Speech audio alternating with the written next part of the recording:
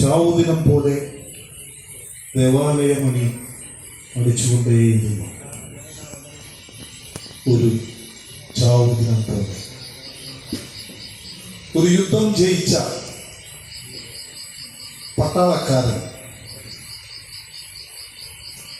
പള്ളിയങ്കണത്തിലെ തൻ്റെ ഒന്നാമത്തെ സീറ്റിൽ പ്രൗഢിയോടെ ഇരുന്നു. പിന്നീട് അയാൾക്ക് ഒന്ന് പ്രാർത്ഥിക്കണമെന്ന് തോന്നി. പിന്നീട് അയാൾക്ക് ഒന്ന് കുമ്പസാരിക്കണമെന്ന് തോന്നി. ഈ സമയങ്ങളിലൊക്കെ അന്തരീക്ഷത്തിൽ കുട്ടികളുടെ കരച്ചിലും ബോംബിങ്ങുകളുടെ ശബ്ദവും ഉറക്കെ കേൾക്കുന്നുണ്ടായിരുന്നു. അയാൾ വിജയശ്രീലാളിതനായി എല്ലാവരോടും വളരെ ബഹുമാനത്തോടെ സംസാരിച്ച് കത്തി നിൽക്കുന്ന വെഴുകുതിരി കുഞ്ഞുങ്ങളെ ചവിട്ടി മരിച്ചുകൊണ്ട് അയാൾ പള്ളിയങ്കണത്തിലേക്ക് നടന്നു.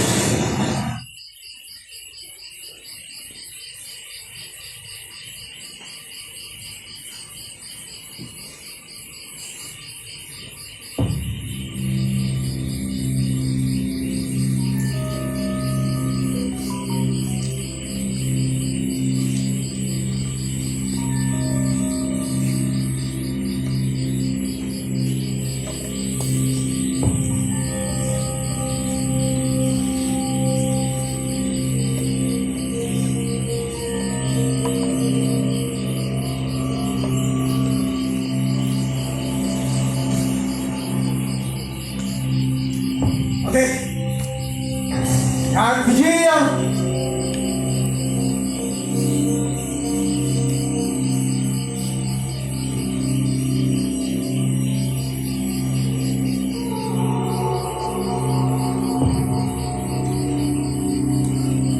ആണോ? ഞാൻ വിശുദ്ധമാണ്.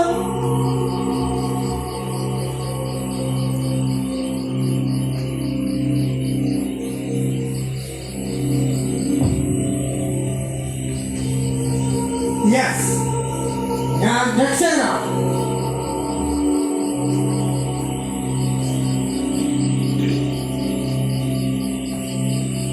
ഇതൊരു ചാവുദിനം.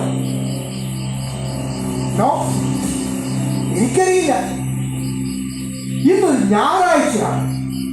Good Sunday. ചാവുദിനം, മരണദിനം. അതെ, ഇന്ന് നമ്മുടെ വിജയത്തിന്റെ ദിനമാണ്. നമ്മുടെ രാജ്യം ശത്രുക്കളെ ജയിച്ച ദിവസമാണ്. യുദ്ധത്തിൽ മരിച്ച പട്ടാളക്കാർ, മരിച്ച കുട്ടികൾ, പ്രായമായവർ, അമ്മമാർ, കന്നുകാലികൾ, ധൂളിയായി കിടക്കുന്ന പാർപ്പിടങ്ങൾ, ചോരയിൽ മുങ്ങിക്കിടക്കുന്ന വിദ്യാലയങ്ങൾ, തൊഴിൽശാലകൾ. സന്തോഷിക്കൂ, സന്തോഷിക്കൂ. ഞാൻ യുദ്ധം കഴിച്ചത് ഈ രാജ്യത്തിന് വേണ്ടിയാണ്. ഞാൻ സംരക്ഷിച്ചത് നിങ്ങളെയാണ്, നിങ്ങളെ ഓരോരുത്തരെയുമാണ്. Come on, salute me, salute.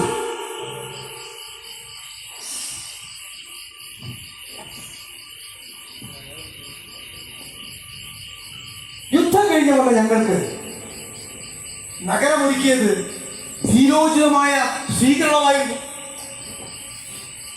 നഗരപിതാവിനെ ഞാൻ അഭിനന്ദിക്കുന്നു.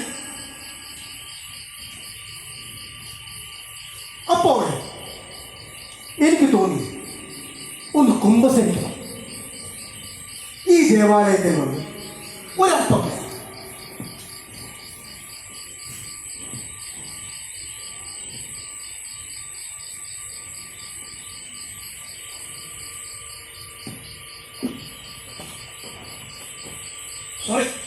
സോറി കത്തിച്ച് വെച്ച മെഴുകുതിരികൾ കാണാൻ കഴിഞ്ഞില്ല.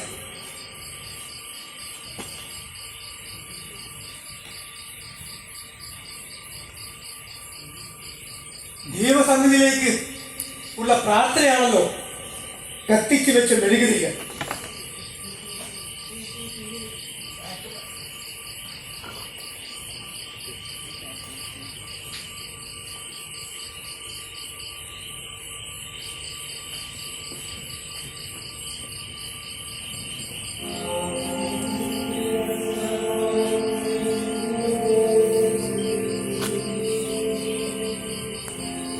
അതെ, എനിക്ക് പ്രാർത്ഥനയ്ക്കുള്ള സമയമാണ്. ഒറ്റയ്ക്ക്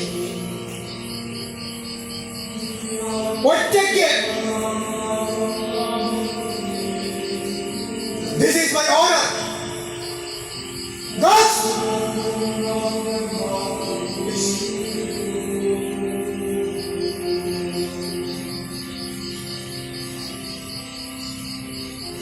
ഒറ്റയ്ക്കുള്ള പ്രാർത്ഥന, അതും കർത്താവിന് ഏറ്റവും അടുത്ത്. അത് കഴിഞ്ഞ് കുമ്പസാരം.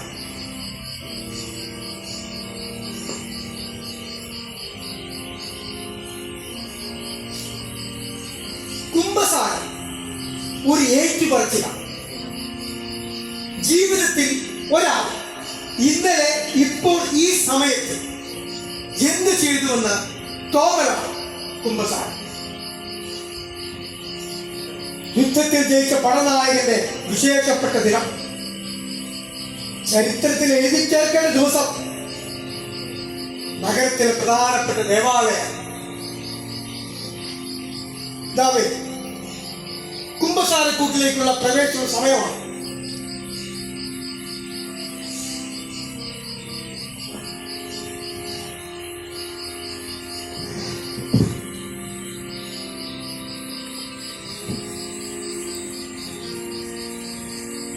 പിതാവേ, ഈ ദേവാലയത്തിൽ ഇപ്പോൾ ഞാനും താങ്കളും മാത്രമല്ലേ ഉള്ളൂ. ഈ അച്ഛൻ്റെ ഒരു ജോക്ക്. അതുവരെ എനിക്കറിയില്ലേ അൾത്താരയിൽ കർത്താവുണ്ടെന്നും, അല്ലേ ഈ പള്ളിയിൽ അച്ഛന്മാർ തമാശകളുടെ ചക്രവർത്തിമാർ. അപ്പോൾ തുടങ്ങാം.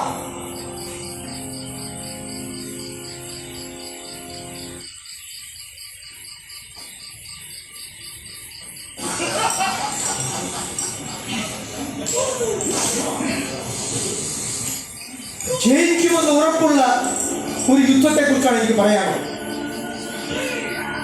ആദ്യം ഞങ്ങൾ അവരുടെ പ്രധാന കേന്ദ്രങ്ങളെല്ലാം തകർത്ത് തരിപ്പണമാക്കി. ഏറ്റവും കൂടുതൽ ആളുകൾ അധിവസിക്കുന്ന മേഖലകൾ. പിന്നീട് ഒരു ആവേശമാണ്. വിദേശ വാർത്താ ഏജൻസികൾക്ക് ചാകരയായിരുന്നു. അവർ റിപ്പോർട്ട് ചെയ്തു സ്കൂളുകളിൽ ബോംബ് ചെയ്തു. 2000-ലധികം കുട്ടികൾ വെണ്ടികളായി.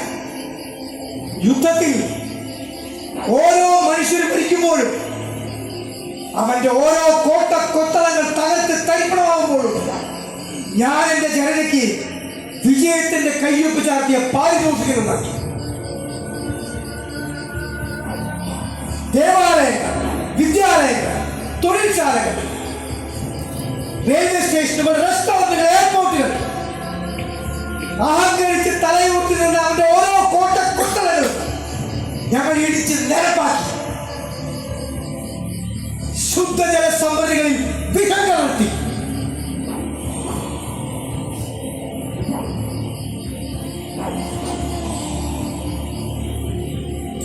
എന്താ പറഞ്ഞത്? ഇപ്പോൾ എന്താണ് പറഞ്ഞത്? ജീസസ്, നീ എന്താണ് ഇപ്പോൾ പറഞ്ഞത്? നീ പീഡിത പക്ഷത്താണ്. എന്താ ജീസസ്, നീ എന്തിനാണ് ഇപ്പോൾ വന്നത്? എന്റെ പക്ഷത്തില്ലാത്ത ഒരാളും എന്റെ രാജ്യത്ത് വേണ്ട. പോ, അല്ലെങ്കിൽ ഈ അൾത്താരയുടെ കൽത്തൂണുകളിൽ കെട്ടിയിട്ട് നിന്നെ കത്തിക്കും. പോ.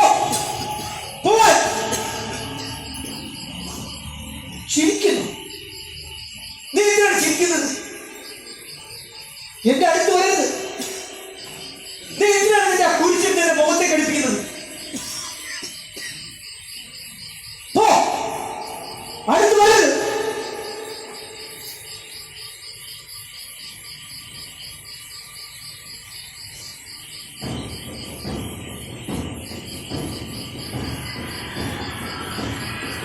അയ്യോ, രക്തം!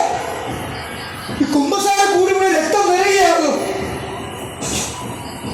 എന്റെ കൈവിരലിൽ നിന്ന് രക്തം ഇറ്റിട്ട് വീഴുന്നല്ലോ. എന്താ ഇത്?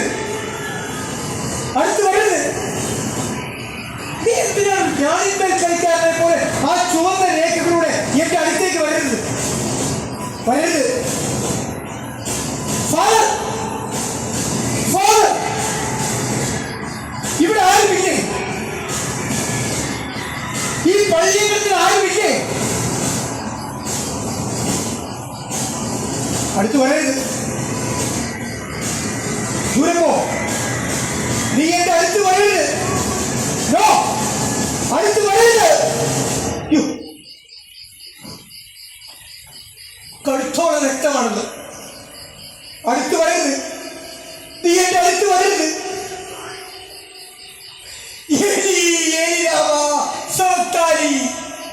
ദൈവമേ, ദൈവമേ, നീ എന്നെ കൈ പിടിക്കരുത്.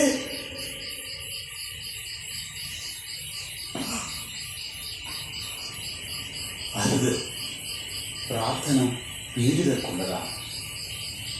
നീ പാപം ചെയ്തിരിക്കുന്നു, പൊറുക്കാൻ കഴിയാത്ത പാപം. നീ നിന്റെ പ്രവൃത്തികൾ കൊണ്ട് 7 തവണ തള്ളി പറഞ്ഞിരിക്കുന്നു. നിന്റെ ചുണ്ടിൽ മാത്രമാണ് എൻ്റെ നാമം കുടിക്കൊള്ളുന്നത്. ഹൃദയത്തിൽ നിന്നും അതെന്നെ അകന്നു പോയിരിക്കുന്നു. എനിക്ക് പേടിയാവും. നീ എന്റെ അടുത്തേക്ക് വരരുത്, അടുത്തേക്ക് വരരുത്, വരരുത്. ദൂരെ പോ, എന്റെ അടുത്തേക്ക് വരരുത്.